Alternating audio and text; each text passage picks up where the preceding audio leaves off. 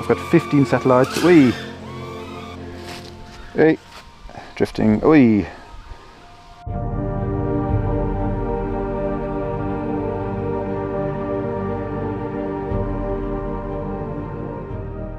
Welcome back, and in this video I'm going to answer a very important question that many of you have about the Dji NEO, and that is whether you can fly this drone over water, because even Dji mentioned that you shouldn't. So what's up for that, and why can't you?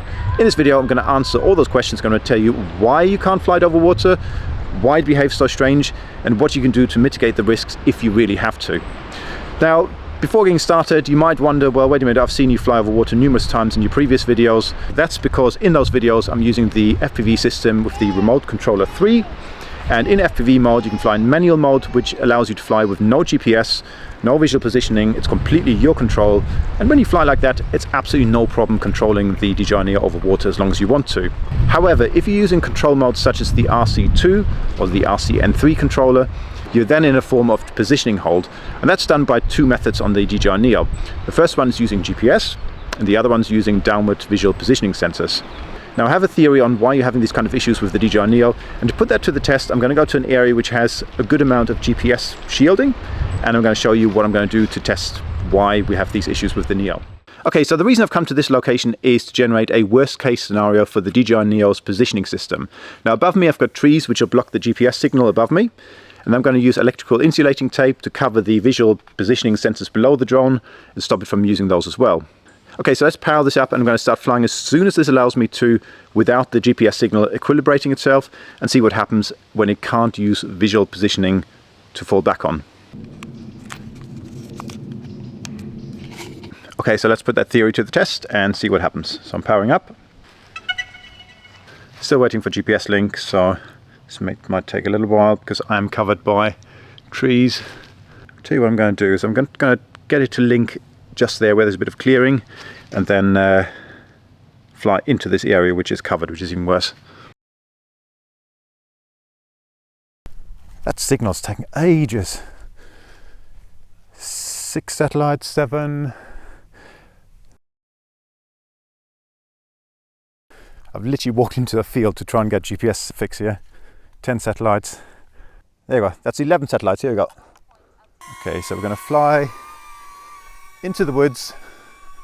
Let's go for a little fly and just see what it does. But it's not holding its position particularly well at all. I've got 15 satellites. Whee! Whee! Okay, that was fun. Again, drifting. Hey! Drifting. Whee!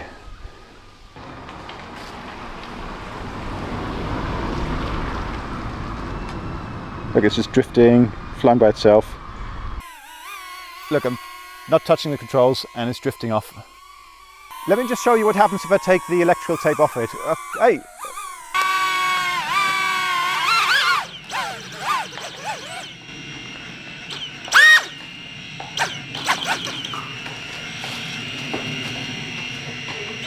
Sorry.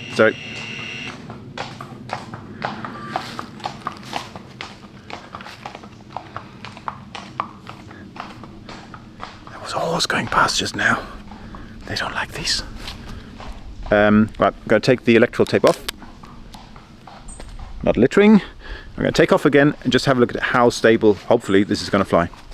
So now flying this around, let's have a look. There you go, easy, controllable. Let go of the sticks and it stops. It doesn't veer off.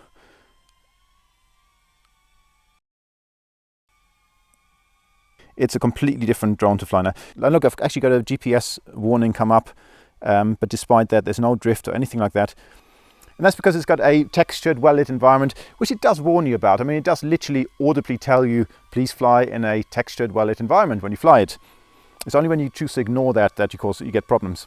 Okay, so next I'm going to show you as a control what the DJI Air 3S flies like in this kind of environment and see how that behaves by comparison. Okay, so just like the Dji NEO, I'm going to cover up the downward positioning system using insulating tape. Okay, look at that. That's my daily dose of stupidity for today. Now I'm going to power this up and I'm going to see how quick it gets GPS lock under the trees. So it's actually giving it a disadvantage compared to the NEO, but let's see what happens. Okay, so I'm powering it up. So the NEO took about 3 minutes to get GPS link, to get about 12 satellites. This one has 20 satellites after 30 seconds of being powered up. That's the difference between a big drone like this and the smaller Dji NEO. So it's taking less than 1 minute to get 22 satellites, which this deems as a satellite fix, compared to the Neo, which had 12 satellites after 3 minutes. Hopefully I'm building a bit of a picture here what the problem is. That drone is now flying completely without any visual downward positioning. It's got the sideward sensors, obviously the surrounding sensors, but there's no downward camera assisting it in its positioning. And look at that. Look how stable that is.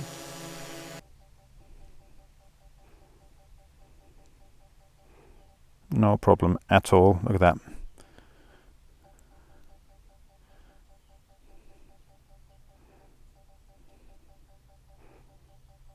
Okay, so that's really, really interesting, because apart from the fact that the Air 3S clearly handled this environment better than the Neo, there's a massive difference in the GPS strength and stability of these two drones.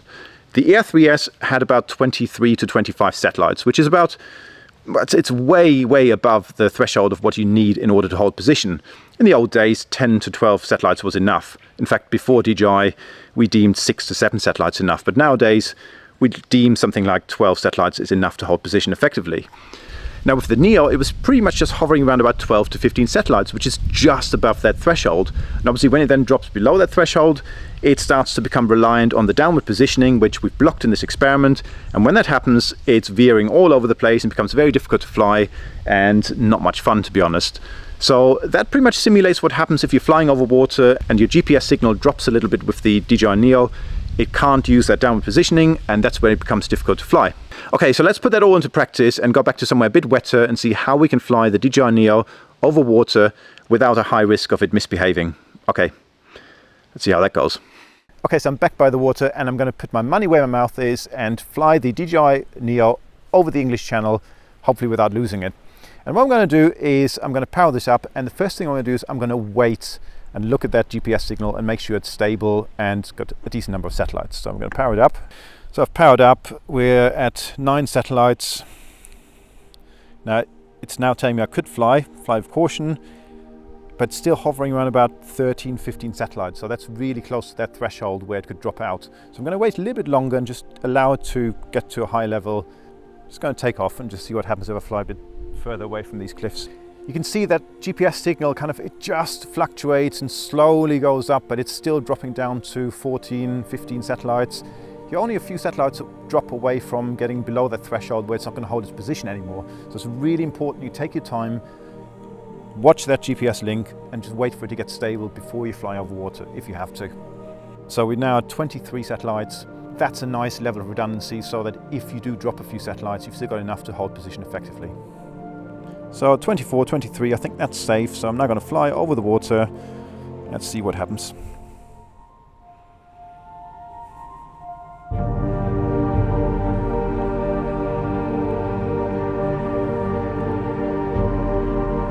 you go. But I'm watching the GPS link, so I'm constantly keeping an eye on the GPS link, because if that drops down, obviously try and get away from the water or get a bit of altitude.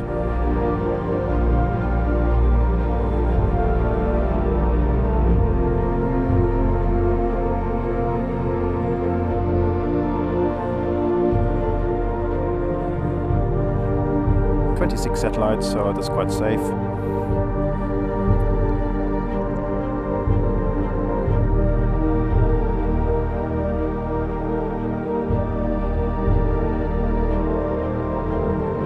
There we go. Let's fly it back. So how do we make sure that this doesn't drown or crash when you're flying over water? Well, when you power this up, the most important thing is that you allow it a good amount of time for the GPS signal to equilibrate. Because this drone takes a lot longer to get a stable GPS link, and even if you get to 12 satellites, that's the bare minimum of what it needs to hold GPS hold.